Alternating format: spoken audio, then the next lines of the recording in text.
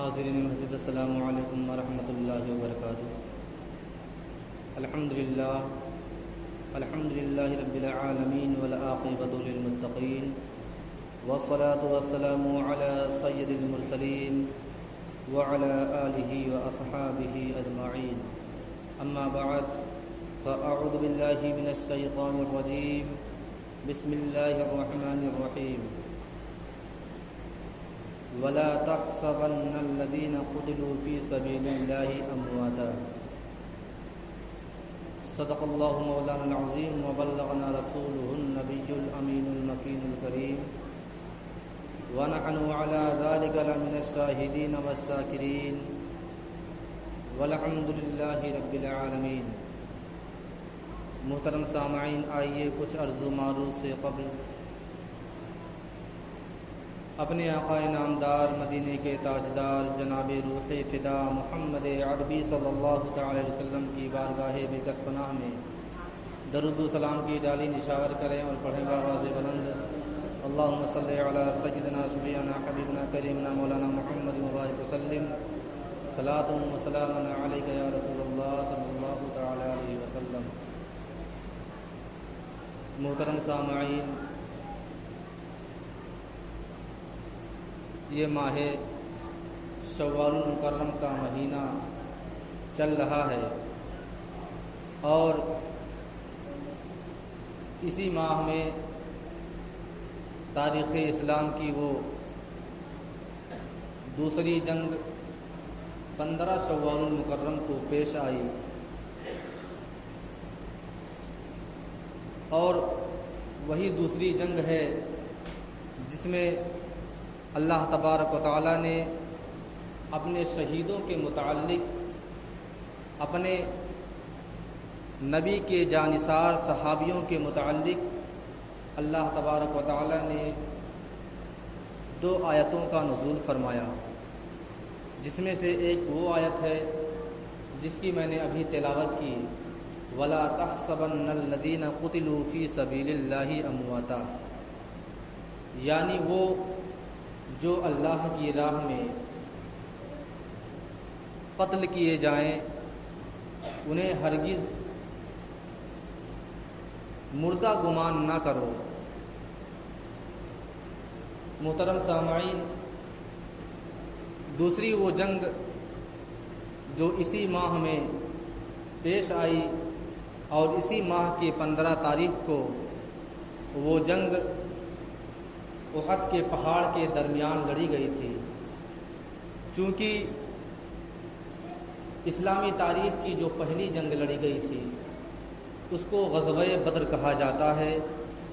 جو رمضان المبارک کے متبرک مہینے میں لڑی گئی تھی، اور غزوہ بدر اور غزوہ احد کا آپس میں بڑا تعلق ہے، کیونکہ تاریخ اسلام کی وہ جنگ جسے غزوہ بدر کہا جاتا ہے جو رمضان المبارک کے مہینے میں پیش آئی، تو چونکہ اس جنگ میں کفار قریش کے بڑے بڑے سردار، بڑے بڑے پہلوان، بڑے بڑے نیزہ باز اور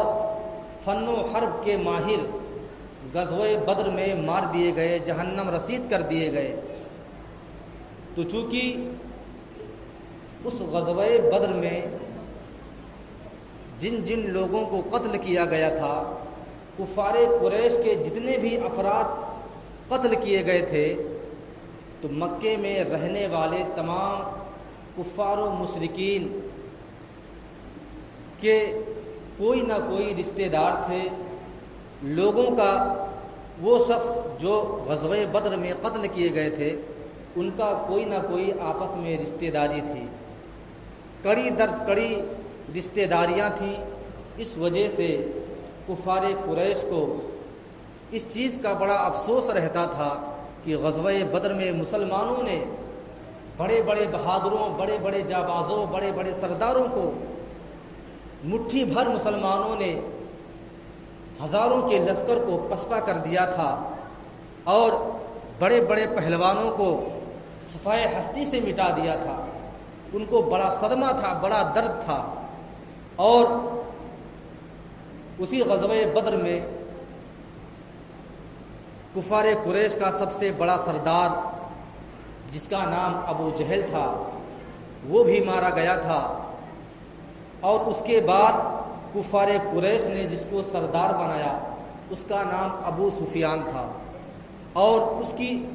ایک بیوی تھی جس کا نام ہندہ تھا۔ چونکہ غزوہ بدر میں حضرت علی رضی اللہ تعالی عنہ نے،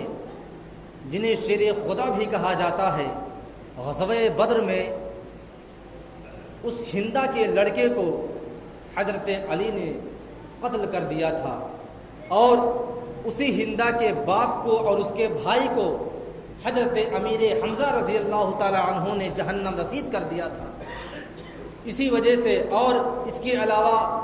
بہت سے کفار قریش جو زندہ بچ گئے تھے اور جو قتل کیے گئے تھے، ان کی آپس میں بہت زیادہ رشتہ داریاں تھیں، ان کو بڑا صدمہ تھا۔ اسی وجہ سے جو دوسری تاریخ اسلام کی جنگ پیش آئی جسے غزوہ احد کہا جاتا ہے، وہ چونکہ غزوہ بدر ہی کا بدل تھا، اس کا ہرجانہ وصول کرنے کے لیے کافروں نے دوسری جنگ لڑی تھی، اور غزوہ بدر کا بدلہ لینے کے لیے غزوہ احد تاریخ اسلام میں پیش آئی، اور اس کا میں نقشہ انشاءاللہ العزیز آپ کے سامنے رکھ رہا ہوں کہ جب مدینے کے مسلمانوں کو پتہ چلا کہ تمام کفار قریش غزوہ بدر کا بدلہ لینے کے لیے مدینہ منورہ کی سرزمین پر چڑھائی کرنے والے ہیں، تو چونکہ ان تمام جانثار صحابی رسول جو اپنے نبی کے ایک اشارے پر ہزاروں کی فوجوں کو تہس نہس کرنے کے لیے تیار رہتے تھے، جب ان تک اس بات کا علم ہوا کہ کفار قریش غزوہ بدر کا بدلہ لینے کے لیے مدینہ منورہ کی سرزمین پر چڑھائی کر کے مسلمانوں کو تباہ و برباد کرنا چاہتے ہیں، تو جب میرے نبی کریم صلی اللہ تعالی علیہ وسلم تک یہ بات پہنچی تو آپ نے بھی تیاریاں شروع کر دی، اور ادھر کفار قریش جو سردار تھا جس کا نام ابو سفیان تھا، اس کی بیوی کو بڑا جلن تھا، بڑی دشمنی تھی، اس کے سینے میں آگ بھڑک رہی تھی، غزوہ بدر میں قتل کیے جانے والے کافروں کا بدلہ لینے کے لیے وہ تڑپ رہی تھی، اور اس نے پورے مکے کی سرزمین پر ہر گھر سے چندہ لینا شروع کر دیا، کافی خزانہ اکٹھا کر لیا گیا، کافی مال و دولت اکٹھا کر لی گئی، اور اس مال و دولت سے بڑے بڑے اسلحے، بڑے بڑے نیزے باز اور تلوار، اور اس کے علاوہ بہت سے ایسی جنگی سامان، ہتھیار خریدے گئے تاکہ مسلمانوں کو آج کے بعد سے، اس جنگ کے بعد سے صفحہ ہستی سے مسلمانوں کا نام و نشان مٹا دیا جائے۔ جب حضور تاجدار مدینہ صلی اللہ علیہ وسلم نے اپنے جانثار صحابیوں کے درمیان مشورہ کیا کہ اس جنگ کا دفاع کہاں سے کیا جائے، کیا مدینے کی سرزمین میں رہ کر کے ان سے جنگ کی جائے، یا مدینے سے باہر جا کر کے ان سے برسر پیکار ہوا جائے، تو کچھ صحابہ کرام اور کچھ ایمان والوں نے آپ کو مشورہ دیا کہ مدینے کی سرزمین پر رہ کر کے ان کا مقابلہ کیا جائے، لیکن اور بعض صحابہ کرام کا مشورہ تھا کہ مدینے کی سرزمین سے کچھ دوری پر جا کر کے کفار قریش کا مقابلہ کیا جائے، لیکن جب آپس میں تال میل نہیں بیٹھ رہا تھا تو حضور تاجدار مدینہ صلی اللہ علیہ وسلم نے ارشاد فرمایا کہ جن کی تعداد باہر جا کر کے لڑنے کا مشورہ ہے، اگر ان کی تعداد زیادہ ہے تو باہر ہی جا کر کے جنگ لڑی جائے گی۔ اس کے بعد یہی ہوتا ہے، آپ خود ہی وہ تمام کپڑے جو جنگ کے درمیان پہنے جاتے ہیں وہ آپ نے زیب تن فرمایا، اور جب صحابہ کرام نے مشاہدہ کیا تو آپ تمام صحابہ کرام سمجھ گئے کہ حضور تاجدار مدینہ صلی اللہ تعالی وسلم کا پختہ ارادہ یہی ہے کہ مدینے کی سرزمین پر نہیں بلکہ اس سے باہر کچھ دوری پر جا کر کے برسر پیکار کیا جائے۔ حضور تاجدار مدینہ صلی اللہ علیہ وسلم کو جب تمام صحابہ کرام نے دیکھا تو تمام لوگ اکٹھا ہوئے اور مدینے سے کچھ دوری پر جا کر کے لڑنے کا ارادہ بنا لیا، اور جب تمام جانثار صحابی تیار ہو گئے تو ان کی تعداد کم و بیش 1000 کی تھی، اور ادھر کفار قریش کا لشکر جرار تھا، اتنا بڑا لشکر تھا کہ 1000 کے مقابلے میں 10,000 کفار قریش لڑنے کے لیے آ رہے تھے۔ اور میرے نبی کریم حضور تاجدار مدینہ صلی اللہ علیہ وسلم مدینے کی سرزمین سے نکل کر کے ایک پہاڑی کے درمیان آپ خیمہ نصب کرنے کا آپ نے تمام صحابہ کرام کو مشورہ دیا، اور اس جگہ کا نام احد بتایا جاتا ہے جو مدینے کی سرزمین سے کچھ ہی دوری پر ہے۔ حضور تاجدار مدینہ صلی اللہ تعالی علیہ وسلم نے خیمہ نصب کروایا، ادھر کفار قریش 10,000 کا لشکر جرار لے کر کے آپ کے خیمے سے کچھ دوری پر ان کا پڑاؤ ہوتا ہے، اور ان لوگوں نے بھی وہیں رات رکنے کا ارادہ کیا۔ ادھر کفار قریش پوری رات شراب میں، عیاشیوں میں، اور ہندا جو ابو سفیان کی بیوی تھی جس کے دل میں آگ بھڑک رہی تھی کہ تمام اپنے مقتولین کا بدلہ ان مسلمانوں سے لیا جائے گا، غزوہ بدر میں جو لوگ مارے گئے تھے ان کو اس احد کے جنگ میں بدلہ لیا جائے گا۔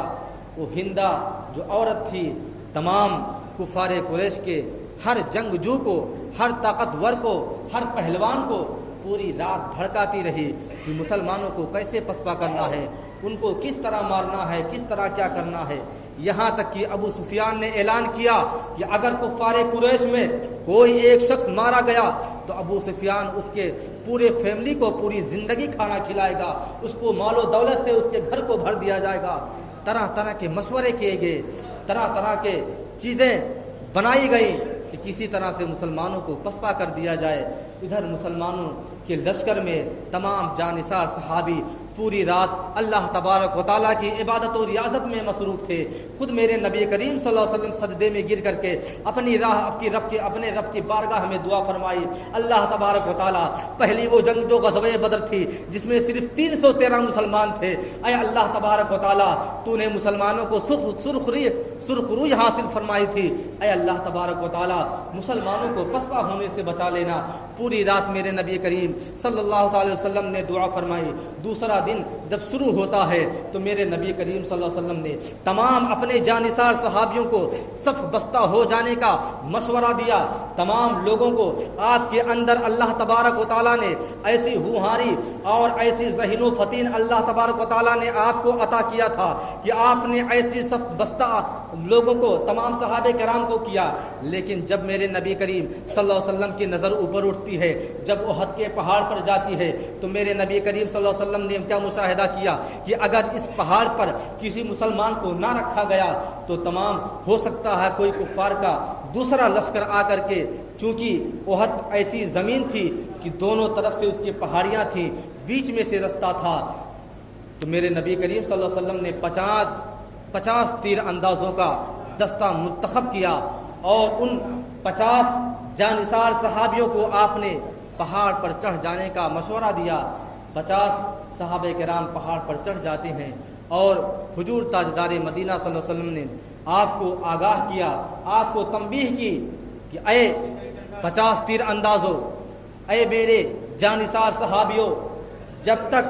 میں آپ لوگوں کو یہ نہ کہہ دوں کہ پہاڑ سے اتر جائیے، اس وقت تک آپ کو پہاڑ پر موجود رہنا ہے۔ یہاں تک کہ مسلمان کی فوج چاہے پسپا ہو جائے، چاہے جیت جائے، چاہے فتح پائے، چاہے مال غنیمت لوٹنے میں مشغول ہو جائے، لیکن ان 50 تیر اندازوں کو پہاڑ سے نیچے نہیں اترنا ہے۔ اور ان 50 دستوں کا سپہ سالار میرے نبی کریم صلی اللہ علیہ وسلم نے حضرت عبداللہ بن زبیر رضی اللہ تعالیٰ عنہ کو منتخب فرمایا۔ اور چونکہ پرانے زمانے میں جنگ کا یہ دستور ہوتا تھا، یہ قانون ہوتا تھا کہ پہلے ایک لوگ ادھر سے آتے تھے، ایک لوگ ادھر سے جاتے تھے، اس طرح جنگ شروع کی جاتی تھی۔ یہ نہیں کہ ایک بارگی میں لوگ بھیڑ جاتے تھے، ایسا نہیں۔ تو سب سے پہلے کفار قریش کی طرف سے طلحہ، جو پورے عرب کی سرزمین میں سب سے بڑا پہلوان، سب سے بڑا نیزہ باز، سب سے بڑا طاقتور شخص تھا، جس سے پورے عرب کے بڑے بڑے پہلوان کانپتے تھے، جس کا نام طلحہ تھا، سب سے پہلے اپنی تلوار کو فضا میں لہراتے ہوئے میدان میں اترتا ہے اور کہتا ہے کون ایسا مسلمان ہے جو مجھ سے جنگ کرنے کے لیے تیار ہے؟ کوئی ہے مدینے کی سرزمین کا کوئی ایسا طاقتور ہے، کوئی ایسا پہلوان ہے جو طلحہ سے مقابلہ کرنے کی جرت رکھتا ہے؟ حضرت علی، جن کو شیر خدا کہا جاتا ہے، ارے وہ علی جنہوں نے کئی سو ٹن کو خیبر کے میدان میں، خیبر کے قلعے کے دروازے کو صرف ایک ہاتھ سے اکھاڑ کر کے کئی گز کی دوری پر پھینک دیا تھا، اس علی نے جب اس کی آواز کو سنا تو میرے نبی کریم صلی اللہ علیہ وسلم سے اجازت چاہی، آپ نے اجازت طلب کی، اے آقا نامدار، طلحہ کے مقابلے میں علی کو جانے کی اجازت دی جائے۔ میرے نبی نے اجازت دے دی کہ طلحہ ایک ایسا پہلوان ہے کہ تمام میرے جانثار صحابیوں میں اگر کوئی مقابلہ کر سکتا ہے تو وہ علی کی ذات بابرکات ہے، وہ علی شیر خدا ہے جو طلحہ کا تنہا مقابلہ کر سکتے ہیں، اس کے علاوہ کوئی صحابہ کے اندر طاقت نہیں۔ حضرت علی رضی اللہ تعالیٰ عنہ جب ذوالفقار حیدری ہوا کی فضا میں لہرائے ہیں تو طلحہ دیکھ کر کے تھرا گیا ہے، اور جب آپ اس کے سامنے گئے ہیں تو پہنچتے ہی طلحہ نے آپ پر وار کرنا شروع کر دیا، پیتڑے بدلنا شروع کر دیا، وار پر وار کرتا جا رہا ہے۔ حضرت علی رضی اللہ تعالیٰ عنہ نے اس کے وار کو بار بار اپنی تلوار پر روکا، لیکن جب علی نے مشاہدہ کیا کہ میری تلوار زنگ کھا چکی ہے، اس کے اتنے وار میری تلوار پر کر چکا ہے کہ میری تلوار عنقریب کٹ کر گر جائے گی، حضرت علی نے جب پیتڑا بدلا گھوم کر کے اور اس کے ایک وار کو خالی جانے دیا اور اپنی تلوار پر نہ روکنے کے بجائے اس کی تلوار زمین پر گرتی ہے، ادھر دوسری طرف سے حضرت علی نے پیتڑا بدل کر کے اس پر ایسا تلوار کا وار کیا کہ فوراً اس کا سر اس کے تن سے جدا ہو گیا۔ بتانے کا مقصد یہ ہے کہ تاریخ اسلام میں ایسے ایسے کارنامے انجام ہوئے۔ آج تو ہم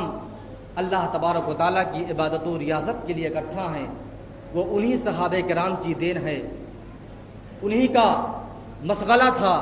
کہ آج اللہ تبارک و تعالیٰ نے ہم تمامی مسلمانوں کو اس مقام پر پہنچایا کہ ایمان جیسی دولت سے ہم تمامی مسلمانوں کو سرفرازی عطا فرمائی۔ اگر وہ صحابہ کرام اتنی جانثاری سے تبلیغ اسلام نہ کیے ہوتے، اتنی جد و جہد نہ کیے ہوتے تو شاید آج ہم تک اسلام نہ پہنچتا۔ اللہ تبارک و تعالیٰ کی بارگاہ میں دعا ہے کہ اللہ تبارک و تعالیٰ ہم تمامی مسلمانوں کو غزوہ احد کے تمام شہیدوں کے وسیلے سے اللہ تبارک و تعالیٰ ہم تمامی مسلمانوں کی مغفرت اور بخشش عطا فرمائے۔ ہم تمامی مسلمانوں کو اللہ تبارک و تعالیٰ صراط مستقیم پر چلنے کی توفیق و رفیق عطا فرمائے۔ چونکہ وقت ختم ہو گیا ہے، انشاءاللہ العزیز اگلے جمعہ کو موقع ملا تو اس کے بعد غزوہ احد کی پوری تفصیلی بیان آپ کے سامنے رکھوں گا۔ اللہ تبارک و تعالیٰ ہم تمام مسلمانوں کو نمازوں کی پابندی کرنے کی توفیق و رفیق عطا فرمائے۔ وآخر دعوانا الحمدللہ رب العالمین۔ السلام علیکم ورحمۃ اللہ وبرکاتہ۔